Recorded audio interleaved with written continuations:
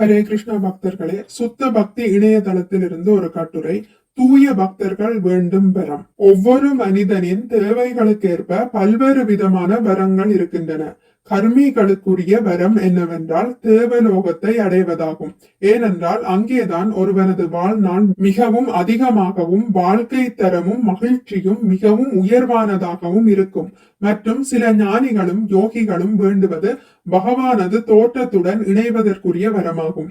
இதுவே கைவல்யம் என்று அழைக்கப்படுகிறது. ஆகையினால் தான் பகவான் கைவல்யபதி, அதாவது கைவல்யம் என்னும் வரத்திற்கு நாயகன் அல்லது இறைவன் என்று அழைக்கப்படுகின்றார். ஆனால் பக்தர்களோ வேறு விதமான வரத்தை பகவானிடமிருந்து பெறுகின்றனர்.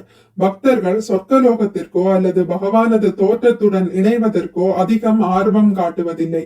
பக்தர்களை பொறுத்தவரை கைவல்யம் அல்லது பகவானுடன் இணைவது என்பது நரகம் என கருதத்தக்கதாகும். நரக என்னும் வார்த்தைக்கு பொருள் நரகம் என்பதாகும். அதனால் தான் இப்பௌதிக உலகில் தோன்றுகின்ற உயிர்கள் எல்லாம் நாரக, அதாவது நரகத்தினை ஒத்த வாழ்க்கையினை உடையவர்கள் என்று அழைக்கப்படுகின்றார்கள். பிருது மகாராஜா கர்மிகள் விரும்பும் வரத்தினையோ அல்லது ஞானிகள் மற்றும் யோகிகள் விரும்பும் வரத்தினையோ தான் விரும்பவில்லை என்கிறார். பகவான் சைதன்யரின் மிகச்சிறந்த பக்தரான ஸ்ரீல பிரபோதானந்த சரஸ்வதி பிரபு கைவல்யம் என்பது நரக வாழ்க்கையினை விட உயர்ந்தது அல்ல என்றும், சொர்க்க லோகத்தின் மீது கொள்ளும் மோகம் என்பது உண்மையில் நிலையற்ற ஒன்று அல்லது கற்பனை காட்சியாகும் என்றும் கூறுகிறார். பக்தர்கள் பிரம்மதேவனின் நிலையினையோ அல்லது சிவபெருமானின் நிலையினையோ விரும்புவதில்லை. ஏன்?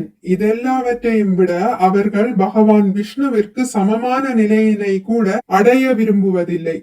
ஸ்ரீமத் பாகவதம் 4ஆம் காண்டம் அத்தியாயம் 20 பதம் 23 ஸ்ரீல பிரபுபாதர் பொருளுரையில் இவ்வாறு கூறியிருக்கிறார். மிக்க நன்றி. ஹரே கிருஷ்ணா. உங்களுக்கு இந்த வீடியோ பிடித்திருந்தால் லைக் பண்ணுங்கள், ஷேர் பண்ணுங்கள், சப்ஸ்கிரைப் பண்ணுங்கள்.